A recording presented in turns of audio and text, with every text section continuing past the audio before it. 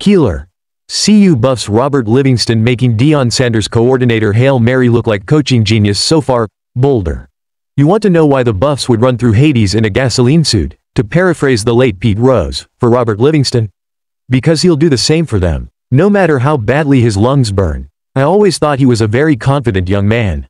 Whenever something would go wrong, a mistake, he wouldn't let it bother him. Jimmy Laycock, who coached CU's wunderkind defensive coordinator at William & Mary, told me recently by phone.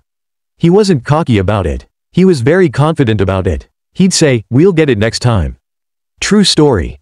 As punishment for the penalty incurred while celebrating a Travis Hunter interception at CSU last month, CU defenders were required the next week to run 5 gassers for every flag tossed at the victorious Buffs.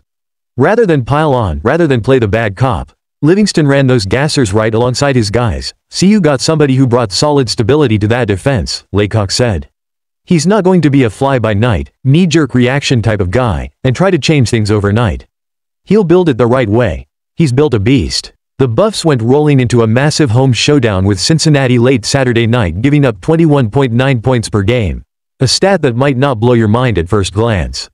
But it should when you frame it within the knowledge that CU's posted that number while taking on the pass-happy, spread offenses in the Big 12. The Buffs gave up 34.8 points per game a year ago, and CU's defenses, relatively speaking, have largely stunk over the last decade. Stat to clip and save.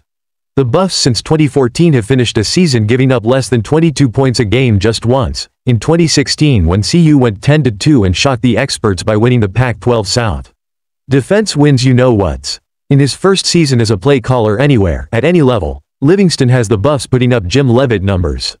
Which means Deion Sanders' secret weapon is becoming less of a secret each week. CU's giving up 12.3 points per game on the road over their last 3 trips away from Boco.